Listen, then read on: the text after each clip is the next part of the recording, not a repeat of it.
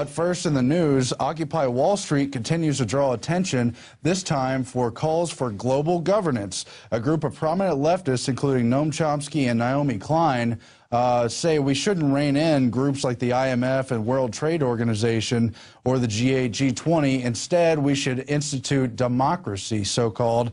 And there are calls for global governance that are interchangeable with global democracy. And they've issued a text that's been supported by the United Nations group UNPA, which seeks the establishment of a United Nations Parliamentary Assembly. While the Occupy crowd remains very diverse, including many in the fetters, you have these moves for global governance. They're comparing it to Mubarak in Egypt and other aspects of the Arab Spring, just as people like Al Gore called for an American version of the Arab Spring just prior to the beginning of Occupy Wall Street. Then at the same time, as Obama and other Democrats trying to co-opt this movement, we have reports that State Department agitator is now advising the Occupy movement. Ahmed Maher helped lead the Egypt's Arab Spring that resulted in a military dictatorship, calling that movement successful. Now he is helping to steer the Occupy Wall Street crowd. The report is in from Paul Joseph Watson today, but it's very alarming, and we have some of those quotes now.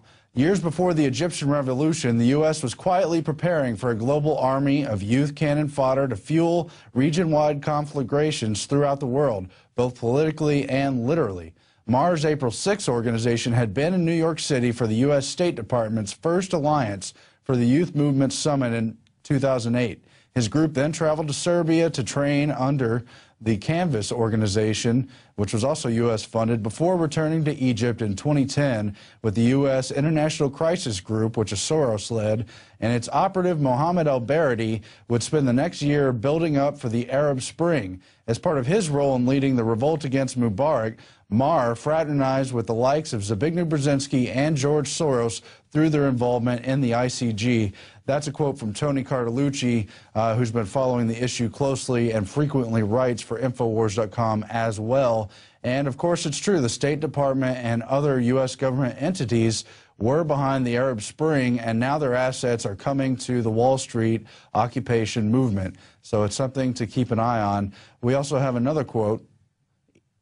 Egypt's Arab Spring has not led to democracy, but to another cruel dictatorship under which the military is killing minorities and imprisoning dissidents. Egyptians must take to the streets once again. That's Karim Amir from the Daily Beast. But he's right. It is a total military dictatorship. They're supposed to be temporary, only to facilitate elections. Now they don't want to step down. I have this article today from the London Guardian.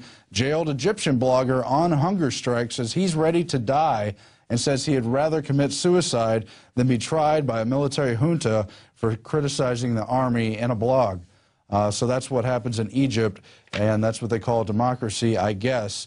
Let's try instead to steer that anger against what's happening economically into recapturing sound money, into fighting back the Federal Reserve and other related issues. Now, we have a poll we discussed briefly last night. We're going to cover it more in depth tonight. It was on Washington's blog, and they have a great analysis. Who is to blame, Washington or Wall Street? And this captures the whole sentiment behind it. They found that many of the liberals blame Wall Street, while conservatives tended to blame Washington. Of course, there's anger on both sides of that aisle, the false left-right paradigm. Now let's see those numbers from that Pulse opinion research reported in The Hill. Now overall, they found of likely voters, about 56% tended to blame Washington, while only a third tended to blame Wall Street. 11% were not sure, and then there's a gender breakdown as well. But as the Washington blog rightly points out, it's a crony capitalism issue, and obviously both Wall Street and Washington are to blame. People on Wall Street were guilty of committing fraud with housing and the rest of it, but also the regulators, the government regulators, were also guilty of fraud. They're all part of this epidemic, and what people are sick of is bailing out these big banks while Main Street, while regular working people are continually punished by this economic downturn. But people like Hermanator, the Federal Reserveinator, don't understand that. As you'll see in the debate clips we have coming up, the one candidate they always ignore is Ron Paul, even though he's the only one who's issued a balanced budget plan and the only one who's calling for reasonable policies. Yeah, and there's more up there, of course, but of course what they focused on in all the media was the staged fight between Romney and Perry as they bickered back and forth, and obviously they always give Ron Paul just very little time. And you saw Herman Cain's comment there. He previously blamed the Occupy Wall Street crowd for blaming Wall Street. What do you want, a government check? No, we just don't want these backdoor bailouts where the Federal Reserve facilitates everything. Just today in the news, the Federal Reserve helped these big banks move their derivative assets into FDIC protection. That's going to cause even more problems. But then what happened with the debate itself? Ron Paul was again ignored in the polls, despite the fact he won the local Vegas Fox 5 poll overwhelmingly, a state he does very well in, by the way. But then in the national polls, it was Cain, Romney, or Perry in the International Business Times. It was Newt Gingrich winning in the Politico poll. In the Fix poll in the Washington Post, Ron Paul was listed as a loser. Why? Because of his suit, the way it fit. And there's a deceptive caption which implies that he may be the first openly gay presidential candidate to file in New Hampshire. That's the kind of treatment you see for the only person really hitting the key issues anywhere in the mainstream debate within this false left-right paradigm. Of course, we know it's Ron Paul. Now, coming up, we have a special report that Mike Adams of Natural News and Rob Jacobson from right here at InfoWars filed for the InfoWars Nightly News. You heard Russell Means yesterday talking about the suppression of alternative cancer cures. Now they're going to profile the Brzezinski Clinic.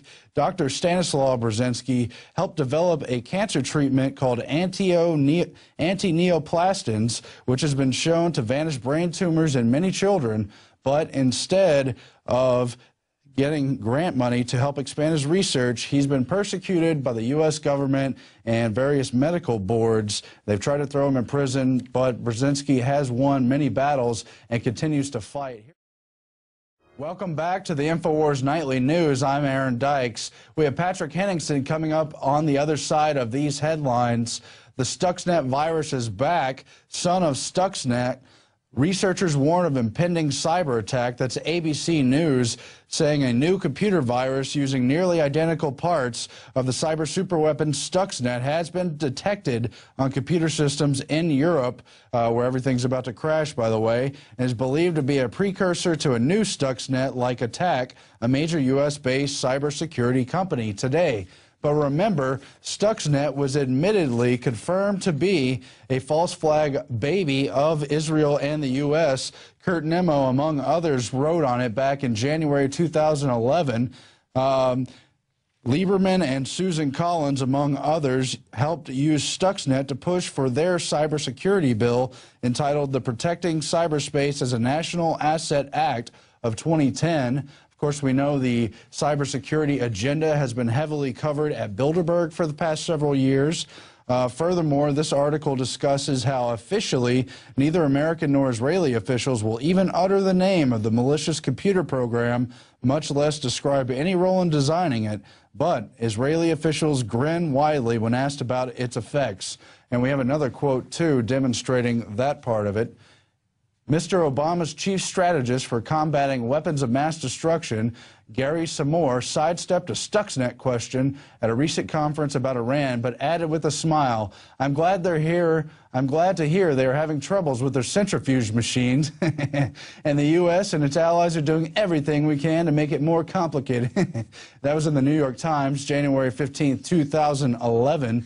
In other technology news, Disneyland workers now have to answer to an electronic whip.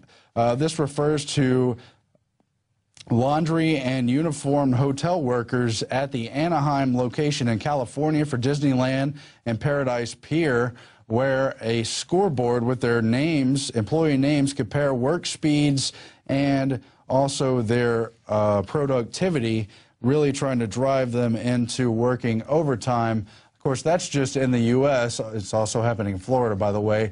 You'll remember in China, a factory that produced toys for Disney's Cars 2 movie was caught using child labor, using forced overtime, and there were even some employees who committed suicide. That's just the kind of things going on in the workplace, despite the happy appearance of everything in the TV and movie world. In other news, the spy phone, how someone could use your iPhone to find out what you're typing on your computer, how an iPhone can be turned into a spy phone by deciphering vibrations to record what's being typed on a nearby computer keyboard. Millions every day place their mobile on their desk at work, but in fact it could be hijacked by hackers to track what they write in emails. Of course, the entire smartphone has been designed as an NSA snooping device from the get-go. iPhones were previously caught accidentally logging all the locations of its users and other aspects of it. Meanwhile, the NSA and Google are admittedly developing a hardened kernel for the Android phone so they can do classified government communications. Various parts of the government, from the Obama administration to the FBI, the Justice Department, the Army, and even first responders, have all expressed interest. The Army wants to take Android into combat. The White House wants to dump the BlackBerry, and first responders want to replace their insecure radio equipment. Which did play a role in 9/11. That's right, real-life Android Police writes Android Police blog. And that is just some of the Big Brother news that's going on.